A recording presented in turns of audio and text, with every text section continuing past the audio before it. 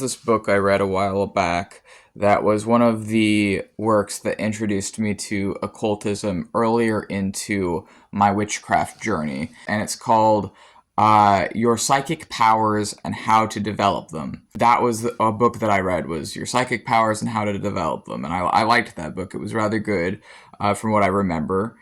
And essentially, I guess I wanted to talk in this video about the downside or some of the downsides to having sensory perceptions outside the usual human range, or having psychic senses. One downside for me is that sometimes I will get these dreams that will predict parts of like my life, and usually when I get these dreams, these like premonitions, it happens in my case the next day. And I get a dream, it predicts something, and it's oftentimes like, because dreams are innately symbolic, sort of a like a symbolic representation or a symbolic picture of something. And usually when I get these dreams, usually they're not good dreams.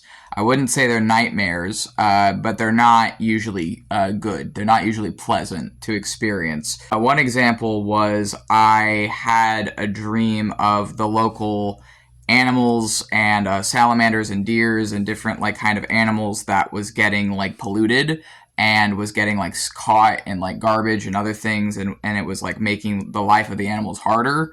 And then the next time I visited my local lake was the most polluted I've ever seen it. I don't think it was that polluted before, and it was devastating because it showed me that one actually, the dream I'd had was not the day before I went to the lake, so that one doesn't apply. That one I'd had that dream, I think, a while before, and then the next time I went to the lake, it was essentially how I had dreamt of it being, where it was a safety hazard to the animals living there. And that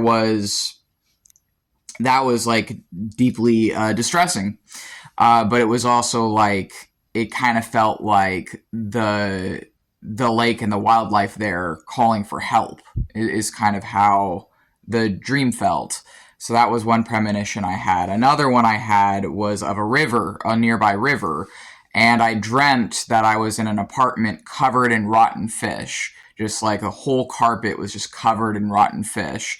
And this premonition, it took effect the exact, like, I woke up and that next, well, it wasn't exactly the next day because I had the dream in the morning, so it was really the same day, but I had the dream, and then that same day, I went to the riverside, and the riverside, there was all these dead fish, all these dead rotten fish that had washed up on shore. So again, a sign of pollution from the river. So that was a couple like dreams I had that predicted real issues in my local area, that as someone that is psychically attuned or that has perceptions outside the usual range, and in my own case, I label myself a witch, and I label myself a sorcerer, is how I would prefer to see myself and view myself. Yeah, I get dreams like that sometimes, and it can be alarming to see problems in my local area reflected in my dreams like that before I'm even made aware of the reality of those problems, like feeling it and then seeing it, like feeling it in a dream and then seeing it in actually happening in my surroundings. I had the dream and then it happened the day. What happened this time was, and this was probably one of the most recent ones, or the most recent one, I dreamt of having an argument with with another sorcerer. I dreamt of having an argument with another sorcerer and them trying to essentially like gaslight me into thinking that things they were doing to me wasn't a big deal. And then I dreamt that I took their phone from them while they were gaslighting me and snapped it in half. That same day was the day that I confronted my former best friend, who is themselves a sorcerer, about all the mold they left in my home that I cleaned up myself, and also confronted them about them owing me $1,600 from them not paying their rent. So they were not paying their rent. This was another sorcerer. They'd been taking advantage of me for over a year by this point, and they'd been taking advantage of me for months, and I dreamt of essentially confronting them and our friendship being over, but it needed to happen. And that's exactly what happened that same day. I didn't, well, I mean, it's not exactly, it was a dream, so it was more like symbolic. Like, I didn't like grab their phone and snap it in half how I did in my dream. But I did confront them, and the friendship did end, and they did try and gaslight me into thinking that like the things they were doing to me wasn't a big deal, which is what they had done in my dream. So essentially my dream warned me about what they would do, and then they tried to do it and it didn't work because I saw through it, because I'd already dreamt that they had done something like that. Essentially, that was another premonition that I had, or like dream that predicted a real event.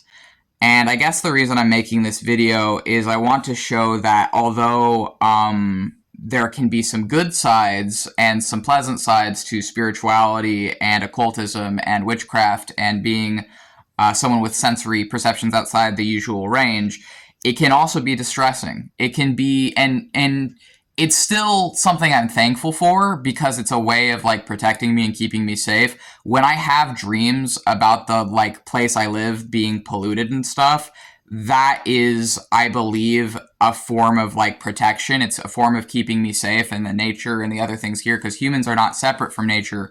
We are also a part of nature. So I think when I have dreams like that, it's showing a sort of like primal fear of like the land being harmed, or maybe I phrased that poorly, but essentially it's like we're connected to everything, and when the place around us is being harmed, that harms us as human beings too. When people are like, oh, there's no point to cleaning up litter and stuff like that, I think that's BS. If I see a lot of litter in a place that I'm going to often, I will try and clean it up. And yeah, I know that some punks will just leave litter there again later, and I mean, I'm a punk myself. I don't litter. Like, fuck that. I don't mean it like that. I mean, like, some, like, freaking people, litter bugs, will, like, leave litter there again. But it's still worth doing your part because this is our home. And we don't want to see our home like that. And we don't want to see the land that we live on covered in garbage. And so when I see trash in a place, I do my part to clean it up. And that was also the case with the lake that I'm thinking of. When I saw trash there, I did gather it up and throw it out. When I see trash at the creek near me, I do gather it up and throw it out. I try and do my part because I feel like as someone that is connected spiritually, it's really the least anybody can do. If you see a lot of like pollution in a place, if you see something you can do something about, do something about it. And yeah, like I guess that like the point of this video is that as much as being a spiritually attuned person can be, it can be kind of a double-edged sword with stuff like this, because on one hand, these dreams are a form of protecting me and protecting the environment around me, and on the other hand, they are distressing, even if I wouldn't consider them nightmares. Like, it is distressing to like predict something and then it happens. It is distressing to like have a dream that shows something is going to happen and then it happens. Like, that is distressing. But it's also something that I'm at the same time thankful for, because I do feel like it's a way of like keeping me safe, alerting me to things a bit, so I have a bit of like a nervous system. I'm not just going into something blind. I already knew it was going to happen, essentially.